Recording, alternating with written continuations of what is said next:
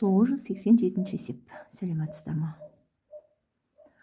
Так, ондық бөлшектердің чуғы мәндерін тауып кестені толтырыңдар дейді. Так, ондық бөлшек кесте берілген. Соның біріншісі 35 бүтін сан беріліпті. Екіншісіне 48 бүтін.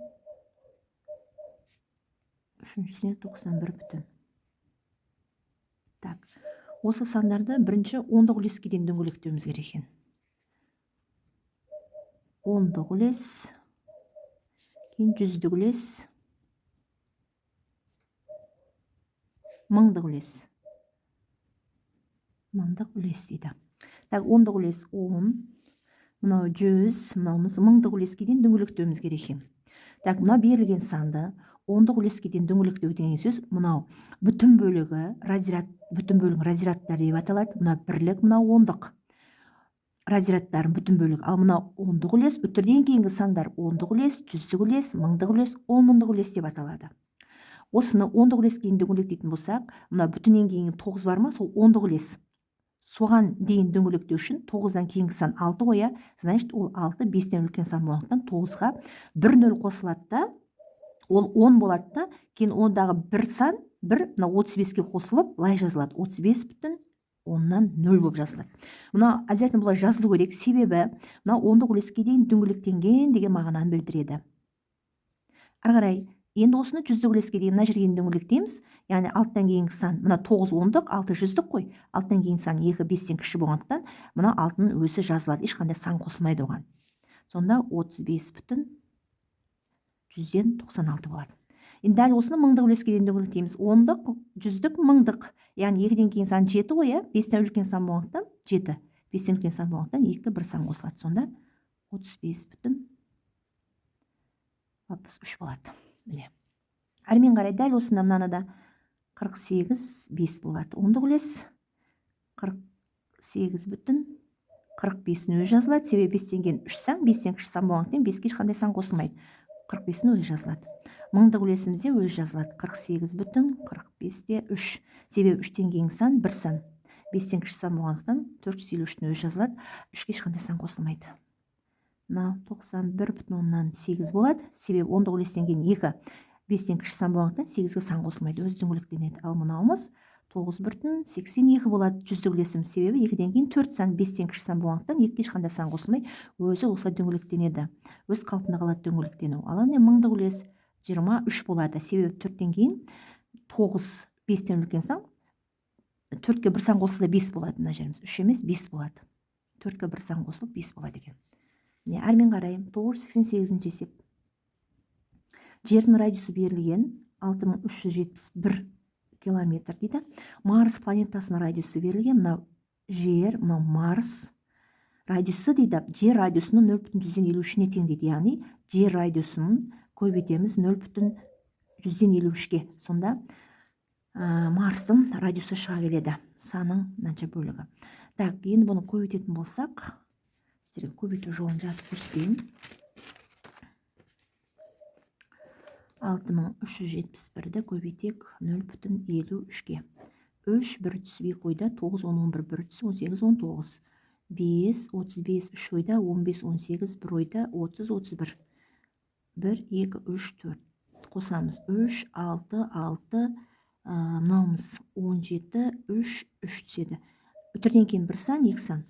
Арқасынан 1 сан, 2 сан, арқасынан қайырамыз. Сонда 33, 76 бүтін 63 километр екен. Марстың радиусы. Ал енді Марс планетасының радиусының ондық үлестерге дейін дөңгелектейміз осыны. Ондық үлеске дейін дөңгелектейміз. Ондық үлеске дейін дөңгелектеу үшін 33, 76 бүтін 163-ті дөңгелектейміз. Ондық үлес мынау. Үтірден кейінгі мына разрядтар, бірлігі ондық, жүздік, мыңдық бұл бүтін бөлінген разрядтар деп аталады. Мынауымыз 6 ондық, мына жүздік үлес. Ондық үлеске дейін дөңгелектесек 3 деген сан 5-тен кіші сан, сол себептен 6-ның өзі жазылады. Мына бүтін бөлігі өз қалпы жазылады да, 6 былай жазылады. Міне дөңгелектедік. Бұл есеп шықты. 989 есеп. 1 метр матаның бағасы 600 теңге дейді. Осы матаның қалдығының құны дейді. Осы матаның қалдығының құны 255 теңге. Қалдық құны 255 теңге. Осы матаның 1 метр матаның қалған соның құны 255 теңге екен. Мата қалдығы неше сантиметр дейді. Неше сантиметр тауымыз керек? Матаның қалдығының неше сантиметр екенін тауымыз керек. Шешуі. Так. Мата қалдығын табу үшін неше метр қалдық табу үшін қалдықты табу үшін 251 метрге 255 теңгені көбейтемін да оны 600-ге бөлем. Так, бөлемін. Теңгеге бөлем. Бұл метрмен алынып шығады бізге. Так, неше сантиметр екен тауымыз керек та. Сонда 255-ті 600-ге бөлемін. Так, 255-ті 600-ге бөліп көрсетейін сіздерге.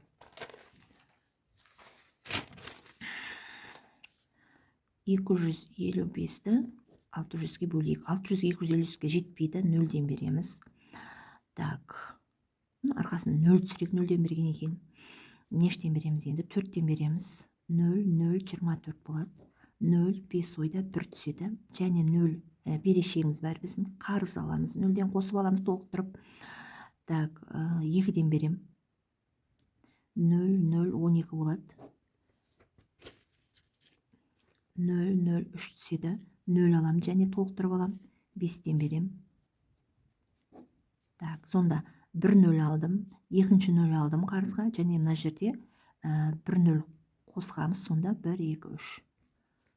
0,425 болады. Бөлген уақытта 0,425 болды. Енді бұл метр. Осыны сантиметрге айналдыру үшін 0,425-ті көбейтемін 100-ге. Көбейтсем 42,5 сантиметр болады. Енді осыны дөңгелектемін. Қандай үлеске дейін дөңгелекте дейді? Бүтінге дейін дөңгелекте. Бүтін деген сөз мынау 42-ге дейін дөңгелектеймін. Дөңгелектесем жоқ мән қойып қоямын да 43 сантиметр болады. Міне дөңгелектеу себебі бүтін бөлігі мына 42, 2-ден кейін санға қараймын. 5 ба, яғни 2-ге 1 сан қосылады. 43 сантиметр болады. Міне жауабымдай да шықты. Әрмен қарай. 990 есеп. Біріншісі 372 секунд шамамен неше минутқа тең? Осының минутын табуымыз керек. Мына секунд екен. Так, секундты минутқа айналдырамыз. 372-ні бөлеміз 60-қа. Себебі 1 минутта 60 секунд болғандықтан 60-қа бөлеміз. Сонда секундқа айналады. Бөлейік. Бөліп көрсетейін. Так, нештен берем? Алтын өзінен берем. 0, 36. 2 түседі, 1 түседі. 0. Толықтырып аламын 0-мен. 2-ден берем. 120 болды. Мына жерден 1 0-мен толықтырып алғандықтан 2-ден кейін алдына үтір қоям. 6,2 болады. Мынау минут болды. Минутқа айналдырдық. Сонда жауабы, және бұны дөңгелектеп аламыз ғой. Бүтін бөлігін дөңгелектесек 6 минут болады. Неге бұған 1 сан қосылмады? Себебі үтірден кейін 2, 2 деген 5-тен кіші сан болғандықтан 6-ға ешқандай сан қосылмай 6 минуттың өзі шығады. Жауабы Б екен. Екіншісі 390 минут. 390 минутты сағатқа 300 сағатқа тең екендігін табуымыз керек. Әрине бұны да 1 сағат 60 минут болғандықтан 390-ды 60-қа бөлеміз. Так, 390-ды 60-қа бөліп көрсете салайын. Бөлу жолын. Әрине 6-дан берем. 3 түседі. 0-ден берем. Мына жерде 1 0 мен толықтырып алдым қарызға. 5-ден берем. 300 болады. Сол себептен 5-ден кейін үтір қойылады да 6,5 сағат болады. Сағатқа айналды.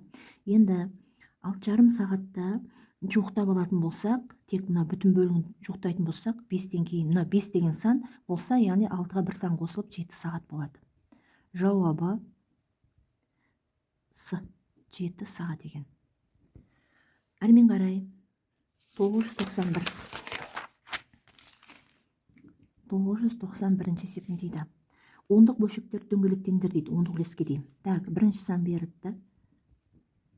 Так, осыны дөңгелектейміз. Ондық үлеске дейін. Мынау 7-ден кейін 3 ондық үлес, яғни 3-ке дейін дөңгелектеу керек, ол үшін мына жер 6 сан, яғни қосылады. 7,4 болады. 0, мына дөңгелектейміз. Так, ондық үлес мына 9, 4, яғни 5-тен кіші сан, 0,9-ның өзі алынады. Мына жерге. Бұны дөңгелектейміз, ондық үлеске дейін 3,2 болады.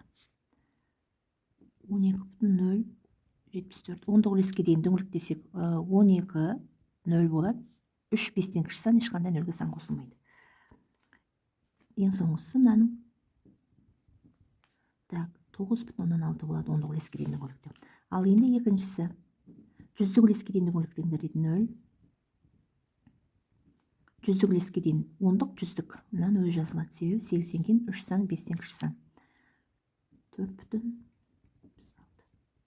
Бұлымыз 4, 0, 4 болады. Дөңгелектеген уақытта. 19, 0,1. Жүздік үлес ондық жүздік өзі болады. 3,4,057. 3,41 болады. 0-ден кейін 5 болғандықтан 3,41 болады. Ары қарай 6,. Бұны дөңгелектесек 6,48-дің өзі болады. Себебі 8-ден кейін 1 сан, 5-тен кіші сан болғандықтан өзі жазылады. Енді мыңдық үлеске дейін дөңгелектеу. 0,0. Мыңдық үлес. Ондық, жүздік, мыңдық өзі жазылады. 4,2, 3, 2, 65. Мыңдық үлес ондық, жүздік, мыңдық үлес 2-ден кейін 6, яғни 1 сан қосылып 3 болады. Әрмен қарай 8,9, мыңдық үлес 8,9, ондық, жүздік, мыңдық 9, мына жерде 8, 6 болады. 29, 75-іміз. Так, 29 бүтін өзі жазылады. Ондық, жүздік, мыңдық 0-ден кейін 7, 5-тен үлкен сан болғандықтан 0-іміз 1 болып есептелінеді. 0-ге 1 сан қосылады, 1 болады. Міне, бұл есебіміз де бітті.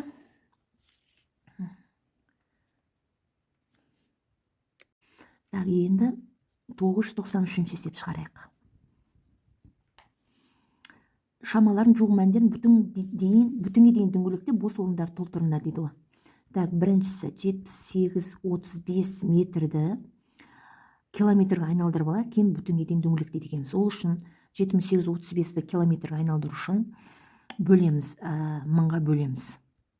Мыңға бөлеміз, километрге айналдыру үшін. Бөлу кезінде мына арқасындағы 3 нөліміз арқасынан қарап 3 саннан кейін үтір қойылады. Алдынан 1, 2, 3, 7,835 болады. Километр айналдырдық. Енді осыны бүтін бөлігіне дөңгелекте дейді бізге. Жуық мән қойып дөңгелекте дейді. Енді бүтін бөлік 7, 7-тен кейін 8, яғни 5-тен үлкен сан болғандықтан 8 километр болады.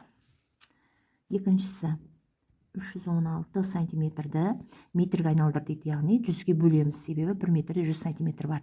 Бұл 3,16 метр болады, оны дөңгелектесек 3 метр болады. Үшіншісі 42-35 метр дейді. Бұны километрге айналдыр, әрине мыңға бөлеміз. 1, 2, 3 мыңға бөлсек 4,235 километр. Оны дөңгелектейтін болсақ 4-тің өзі шығады. Төртіншісі 5, 4, 16 грамм. Так, оны килограмм айналдыратын болсаң мыңға бөлеміз. 1, 2, 3, 5 бүтін килограмм. Дөңгелектейтін болсақ 5-тің өзі болады. Себебі бүтін бөлінген кейін 4 сан, 5-тен кіші сан болғандықтан 5-тің өзі жазылады. Ешқандай 5-ге сан қосылмайды.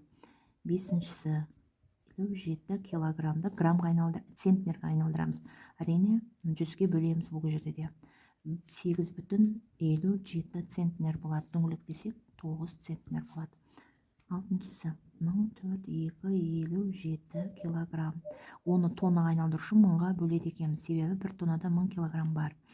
1, 2, 3, 14,257 тонна болады. Оны дөңгелектесек 14 тонна болады. Так. Міне есебіміз, 93 есебіміз де осымен аяқталды. Келесі сабаққа дейін қош сау саламат болыңыздар.